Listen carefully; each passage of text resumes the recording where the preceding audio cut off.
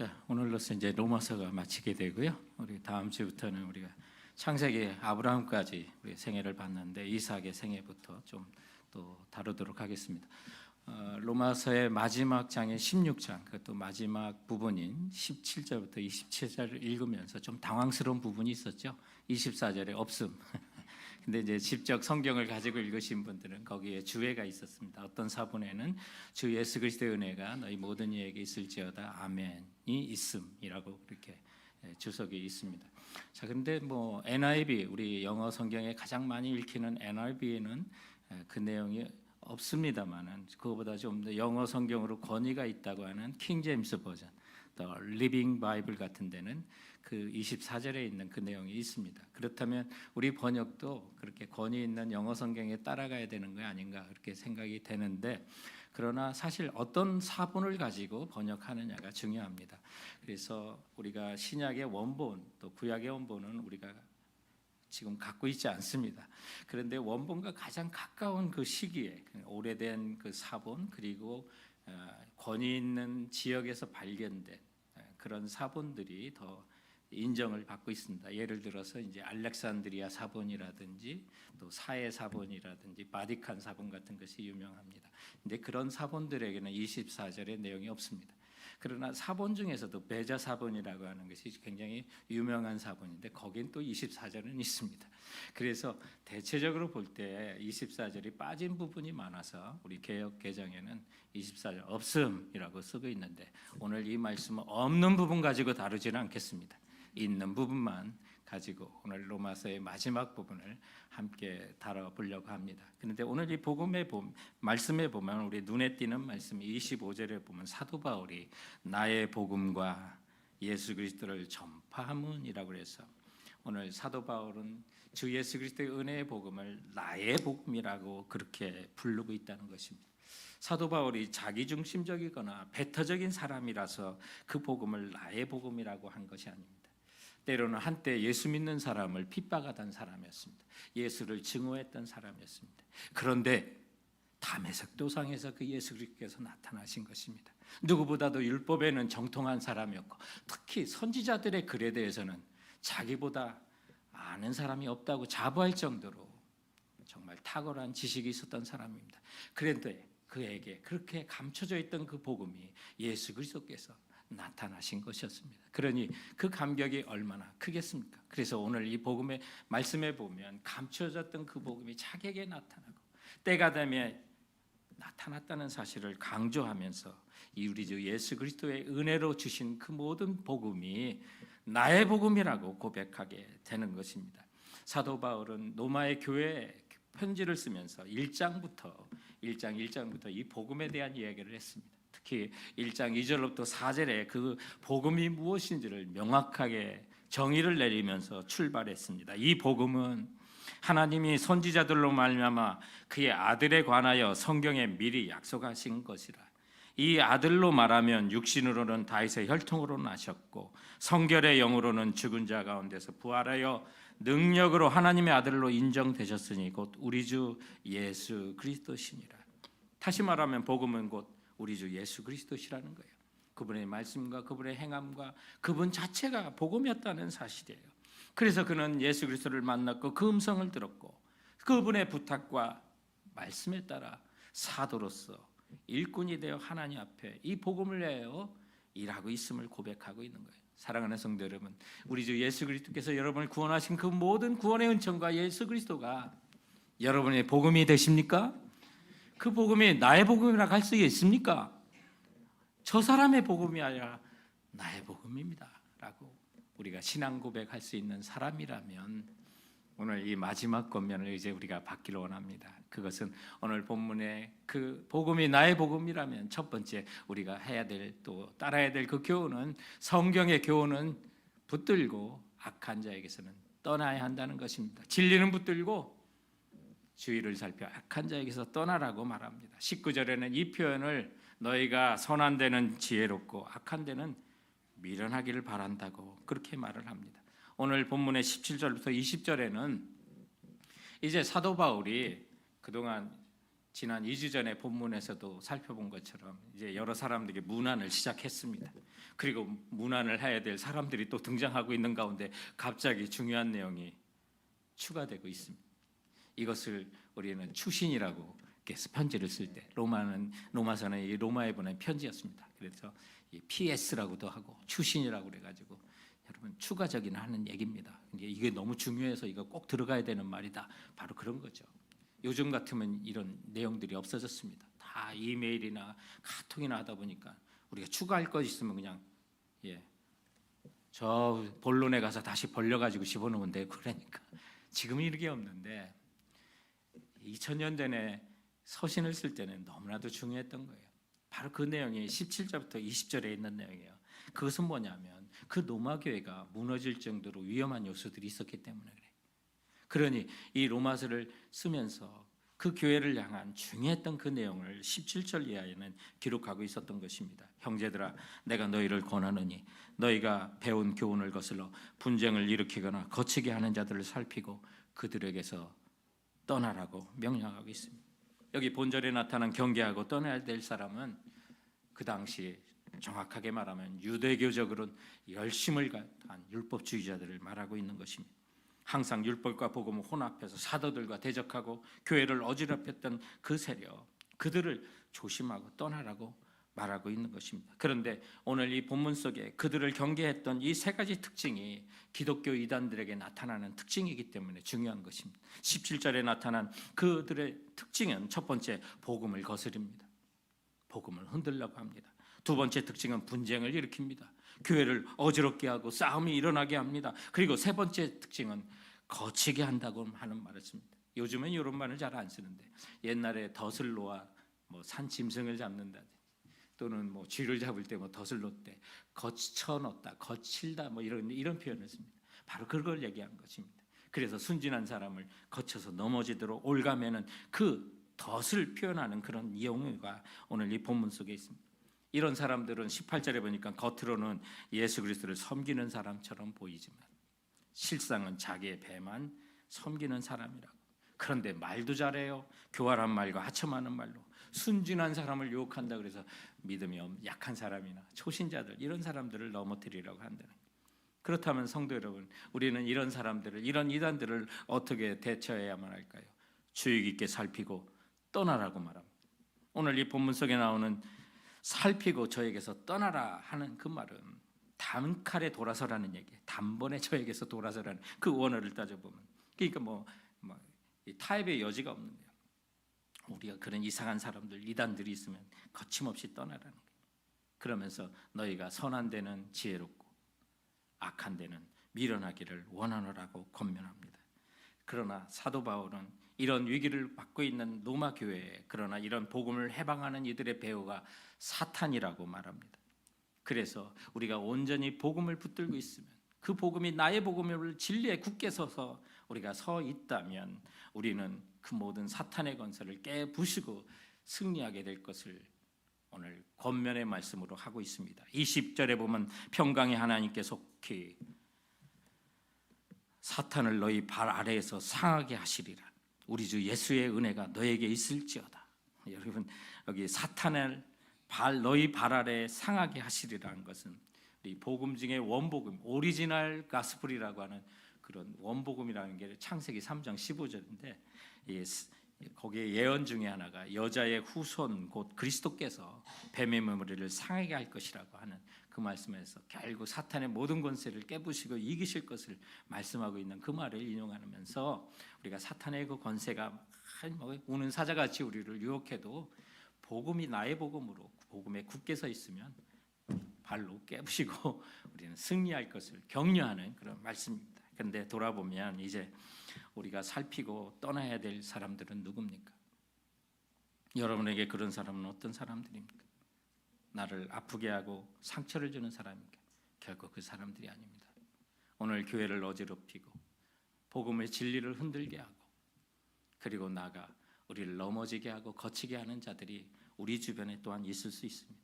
이런 사람들이 우리 주변에 이단들이 또한 존재합니다. 그러나 여러분에게는 이단을 구별할 만한 그런 지식이 때로는 약할 수도 있습니다.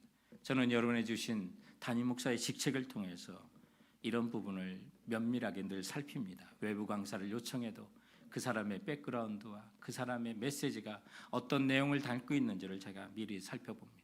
여러분의 동상과 소그룹에서 선교사를 서포트하고 마음을 다하여 지지하려고 할 때도 그분이 어느 교회 파송인지 어느 복음적인 단체인지를 항상 점검하면서 그 부분에 항상 파수꾼이 되어 지키고 살려고 하고 있습니다. 그렇다면 여러분이 진정으로 피해야 되고 살피고 떠나야 될 사람은 누구입니까? 우리 교회와 또한 수많은 이웃교회, 오늘날 펼쳐지고 있는 교회를 분쟁 가운데 이끌고 어지럽히는 수많은 사람들 중에는 돈과 관련된 사람들이 있습니다. 비즈니스와 관련된 사람들이 있습니다. 그래서 진리를 흔들고 교회를 어지럽히고 그리고 우리를 넘어지게 하는 수많은 사람들이 있는 것을 발견하게 됩니다. 오늘 18절에 있는 것처럼 이 같은 자들은 우리 주 그리스도를 섬기지 아니하고 다만 자기들의 배만 섬기나니 교활한 말과 아첨하는 말로 순진한 자들의 마음을 미혹하느니라. 때로는 우리들 가운데 자신의 비즈니스를 목적으로 성도를 대할 수가 있는 것을 경계해야만 합니다. 성도들끼리 교인들끼리 여러분 그래서 이자 받는 동거래는 금지를 시키고 있는 것입니다. 거기에 따라 주셔야만 합니다. 돈이 필요하면 은행에서 빌리시면 됩니다. 궁핍하고 어렵지만 그 형제 자매를 보고 자원하는 마음으로 못 받아도 좋더니 내가 드리겠다 하는 건 환영하는 것입니다. 그것이 바로 성도들의 올바른 모습입니다. 교회에서는 절대 계를 해서는 안 됩니다.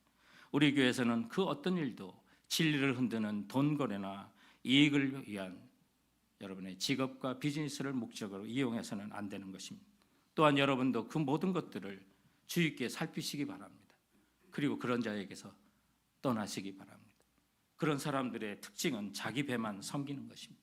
교활한 말과 아첨하는 말로 순진한 자를 유혹합니다. 말도 잘해요 이런 사람들이. 그래서 여러분들에게 교회에서는 여러분 호칭도 직분이 있으면 직분을 부르십시오. 언니 하면서 정말 친한 척하다가 한순간에 어려움을 줄 수가 있습니다. 형님 하면서 어려움을 줄 수 있습니다. 여러분이 저를 부를 때 목사님 하면 제가 높아져서가 아니라 그 직책을 불러주며 저를 더 경계하고 제 자신을 다듬어 갑니다. 그런데 여러분들이 저를 형님이라고 하면 진짜 형님처럼 여러분께 굴 수가 있어요. 무력을 행사할 수 있어요. 그래서 우리가 서로를 조심하면서 진리를 굳게 붙들고 악한 자에게서 떠날 때 이것이 복음이 나의 복음이 된 복음에 순종하는 자들의 아름다운 모습을 믿고 따르시는 우리 성도들 되시기 주님의 이름으로 축원드립니다. 오늘 이제 복음이 나의 복음이 되었다면 두 번째로 만났던 우리 모든 그리스도인들은 다 동역자입니다. 하나님 나라 가는 일에 우리가 같이 가야 될 사람이고 협력해야 될 사람이라는 사실 기억하십시오. 여러분 오늘 이 로마서를 쓰는 사도 바울에게는 그 교회를 흔드는 자들이 있었어요. 율법주의자들이 있었고 날짜와 따지고 음식을 따지는 자도 있어서 서로 받으라고 하고 서로 용납하라고 하고 그래서 정말 모든 유대인들과 이방인들이 하나가 되는 은혜의 복음에 대해서 지금까지 증거했습니다. 그런데 사도 바울이 이런 로마에까지 그리고 자기의 사명을 끝까지 잘 감당할 수 하는 일에는 혼자 한 게 아니에요. 독불장군이 아니에요. 함께하는 복음을 같이 받아들인 동역자들이 있었다는 사실 기억하십시오. 이제 마지막 부분에서 그들에게 문안 인사하는 겁니다. 그래서 21절에 보면 나의 동역자 디모데와 나의 친척 누기오와 야손과 소시바더가 너에게 문안한다 라고 말합니다. 디모데는 너무나도 잘 알려진 사도 바울의 믿음으로 낳은 자녀라고 보시면 되겠습니다. 그런가 하면 여기에 친척이라고 하는 자들도 있습니다. 누기오, 야손, 소시바더 나의 친척이라고 지칭했는데 문자 그대로 피를 나는 친척이라기보다는 같은 유대인 골육으로 이렇게 여러분 생각하시면 되겠습니다. 그래서 오늘 로마서 16장에만 해도 사도 바울이 나의 친척이라고 언급한 사람이 7절에도 있고 11절에도 있고 정말 모두 6명이 등장하는데 그 사람들이 정말 촌수를 따질 수 있는 친척이냐? 그것이 아니라 같은 유대인으로서 동족으로서 복음을 함께 받아들이는 사람을 말합니다. 여기 야손은 그가 2차 선교여행 때 데살로니가에서 자기의 집을 내드렸던 그 사람을 말합니다. 그리고 또한 소시바더는 베레아 사람입니다. 베레아의 부로의 아들 소바더. 그래서 당시 이방 교회가 예루살렘에 기근이 있을 때 이방이 헌금을 거둬서 전달하는 일에 힘썼던 사람 중에 한 사람이 바로 소시바더라고 하는 사람입니다. 그래서 이런 사람들이 있었기 때문에 사도 바울이 그 일을 같이 한 거예요. 우리도 살아가면 정말 복음을 함께 받은 성도들이 동역자예요. 그들과 함께 살아가면서 천상에 우리 함께 가는 거예요. 오늘 이 본문에 보면 특이한 것이 22절에 이 편지를 기록하고 있는 나 더디오도 주 안에서 너에게 문안한다라고 하는데, 이 표현은 사도 바울이 그것을 쓰라고 직접 더디오에게 너도 인사말을 거기에 기록하라고 해서 쓴 것으로 보입니다. 사도 바울은 이 바울의 서신서에 보면 고린도 전서에, 갈라디아서에, 그리고 골로새서에, 그리고 데살로니가는 후서에 자기가 아니라 다른 대필자를 썼던 그런 기록들을 거기에 남기고 있습니다. 이런 것을 볼 때 사도 바울이 하나님께 육체의 가시를 걷어가 달라고 3번 간구했음에도 가져가지 않은 질병 가운데 하나가 아마 안질이었을 것으로 이렇게 보는 것이 가장 큰 그런 동의하는 그런 그의 병이었던 것으로 봅니다. 그래서 다메섹에서 예수님을 강한 빛으로 만났을 때 그의 눈이 한 번 멀기까지 했었는데, 이런 것들이 일생에 편지를 대필하게 하는 그분의 실력이나 학문적인 기술이나 정말 누구에게 글을 쓸만한 그 정도로 아니라 친히 써도 능력이 있는 사람인데 이런 질병이 대피를 하지 않았을까 생각합니다. 근데 중요한 거는 이 모든 분들이 사도 바울의 그 선교 일에, 하나님의 일에 동역을 했다는 거예요. 그러니 바울을 괴롭히고 아프게 한 사람도 있었지만 이런 동역자들이 얼마나 힘이 되었을까. 그들이 모두 그 복음을, 주 예수 그리스도의 복음을 우리 함께 받고 나의 복음이라고 고백할 수 있는 사람들이 같이 있었으므로 서로 힘이 되었고, 로마에 이 편지를 쓰면서도 그들에 대해서 문안, 그들의 인사까지도 함께 보내는 그 내용을 보면서, 여러분 옆에 계신 성도들 얼굴 한번 보세요. 우리 천성에도 영원히 살 동역자들입니다. 깜짝 놀라지 마시고 함께 살 분들입니다. 그래서 복음이 정말 나의 복음이라면 우리 모든 성도들이 동역자고 천성까지도 그 영원한 날에 함께 살 동역자라는 사실 기억하시고, 나도 도움을 베풀고 도움도 아름답게 받으시면 되는 것입니다. 그렇게 사는 것이 가족입니다. 제가 우리 교회 6대 담임 목사인데요. 저희 전임 담임 목사이신 우리 5대 담임 목사님이 고 성도현 목사님이십니다. 그 목사님께서 우리 교회 부임하셔서 3년 동안 목회를 하시고 육체에 병이 좀 나셨습니다. 그 전에도 좀 병이 있으셨고, 그래서 2달을 요양하고 돌아오셔서 1년 후인 또 우리 교회 담임을 하신 지 4년 6개월 만에 사임하시고 한국으로 떠나셨는데요. 그렇게 또 한국에 가셔서 또 어려운 경제적인 생활의 길을 살아가시는 가운데 최근에 이제 김영경 사모님께서 또 회고집인 여보 미안해요, 그 책에 있는 그 내용을 보면 우리 교회 성도들에 대한 그 기록이 있는데 너무 제가 기쁘고 가슴이 뿌듯했습니다. 그 내용을 여러분께 잠시 읽어드리면 다음과 같은 내용이 있습니다. 세계선교교회 몇몇 지체들이 우리가 산호세를 떠난 이후부터 계속해서 생활비를 지원해 주셨다. 그들은 매달 헌금을 모아서 우리 가정에 보내주셨는데 그들의 지속적인 관심과 끊임없는 사랑은 우리 부부에게 눈물겹도록 큰 위로가 되어 주었다. 그들의 정성 어린 헌금은 생활에 큰 도움이 되었다. 이처럼 하나님의 사람들을 통해 우리 부부는 황량하고 거친 풍파 속에서도 하나님의 따스한 사랑을 받고 있었다. 차갑고 냉랭한 이 세상 속에서 하나님은 자신들의 종들을 통해 믿음으로 선한 일을 하게 하셨고 우리 부부는 그분들을 통해 큰 은혜를 입고 있었다.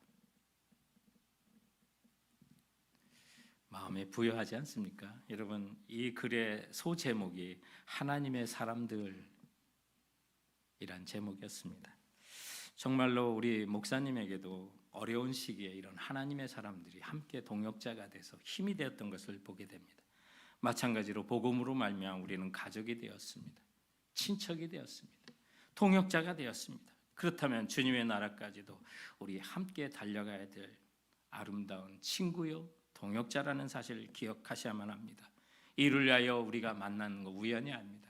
하나님의 섭리 가운데 우리를 만나게 하셨다면 우리가 그들에게 도움도 주고 도움을 받으면서 함께하면서 천성을 향해 그날까지 우리 함께 달려가는 자들이 복음을 나의 복음으로 받은 사람들의 특징이 되는 것입니다.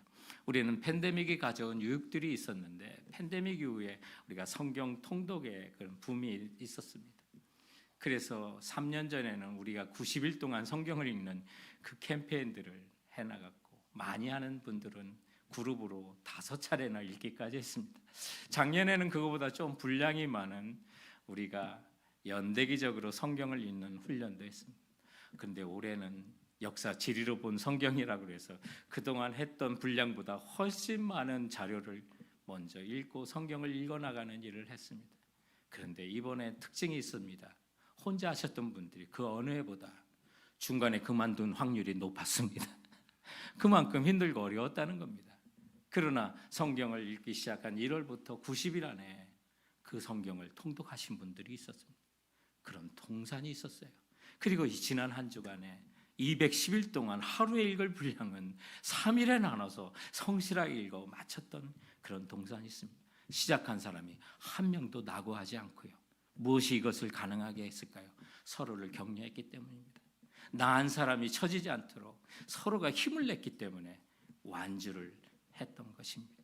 바로 이와 같은 것입니다.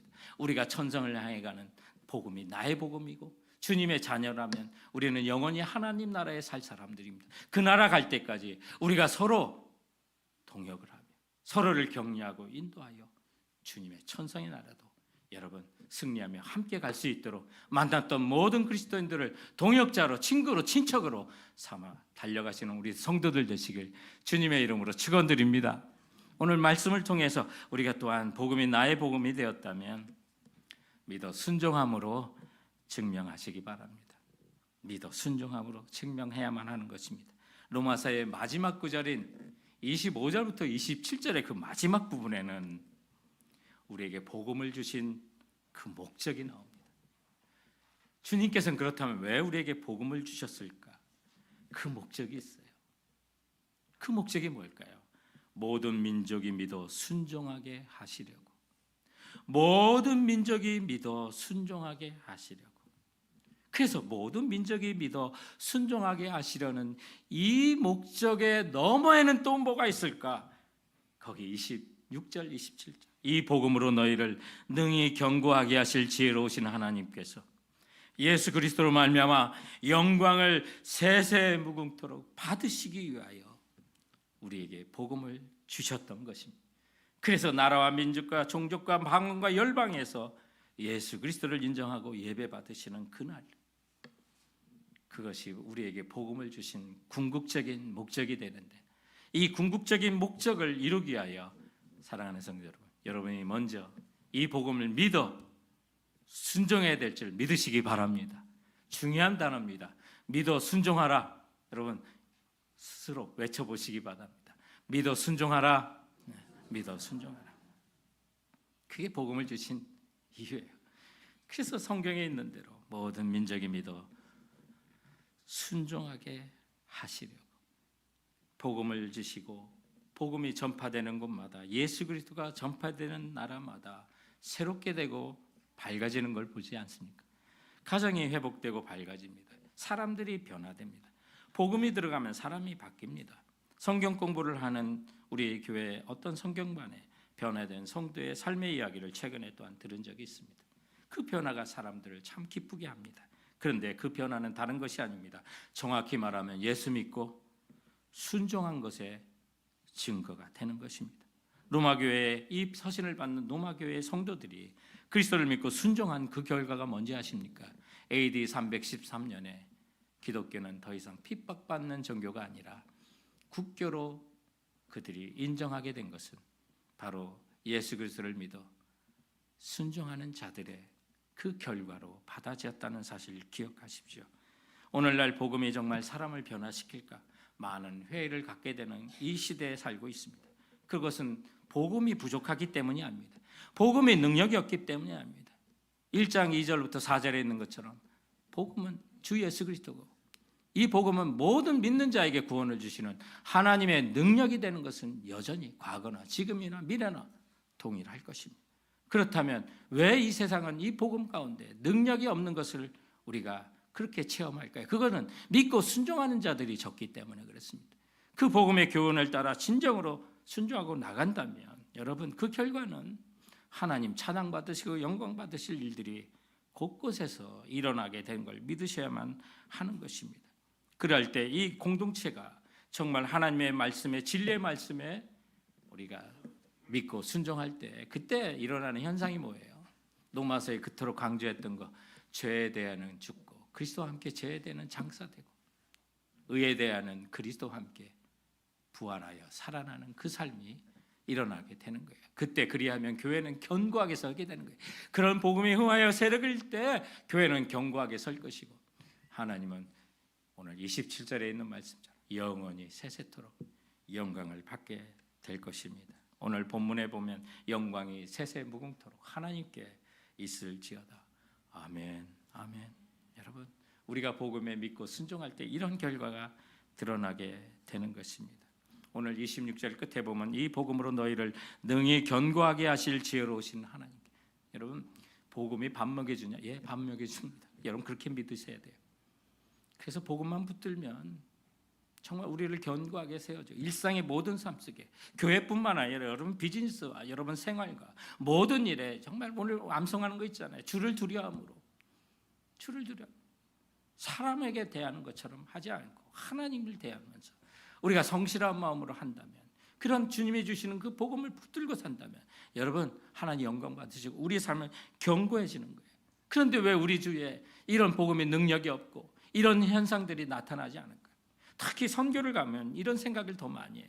왜 이 복음이 이 해외에서는 역사하는 힘이 많을까? 미전도 종족에서는 이렇게 역사할까? 특히 인도 같은 미전도 종족에서는 왜 이런 일이 일어날까? 이런 표적과 기적들로 함께 하실까? 복음에는 이 능력이 있는데 왜 우리 지역은 없을까? 많은 걸 묵상하게 돼요. 정말 영적 싸움이 너무나 많은 지역이라 그런가? 그리고 저들이 믿는 저들이 순수해서 그럴까? 문화적인 차이 때문에 그럴까? 많은 걸 묵상하고 깨달아요. 그런 가운데 하나님께서 저에게 깨달음 주시는 것 중에 하나가 뭐냐면, 내가 인도말을 못해서 그렇구나, 이 사실을 알게 해줬어요. 인도말을 못해요. 그들에게 마음껏 자유롭게 저들의 말로 전할 수 있는 능력과 힘이 내가 없어요. 그러니 내가 그들의 말을 못하니까 복음에다 농담이나 내가 정말 딴소리를 더 하려고 해도 할 수가 없어서 오직 애우고 준비된 복음만은 요약한 내용을 그들에게 설명하고 전해요. 그런데 하나님께서 역사하세요. 거기엔 또 철저히 성령님을 의지하면서 그 복음을 전해요.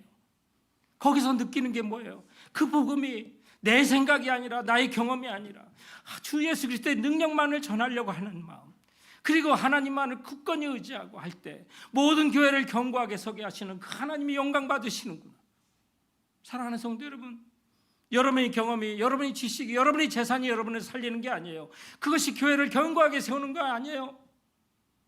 우리 주 예수 그리스도의 은혜의 복음이 우리를 견고하게 세우고 교회를 든든하게 세우는 거고, 그 복음을만을 믿고 순종하고 살아갈 때 나의 약함도, 나의 병도, 나의 정말로 약점도 주님께는 능력 가운데 사용하게 될 걸 믿고 나가시는 성도들 되시기 바랍니다. 그래서 주 예수 그리스도의 은혜의 복음이 나의 복음입니다. 우리 함께 고백할 수 있는 성도들 되시길 주님의 이름으로 축원드립니다. 기도하시겠습니다.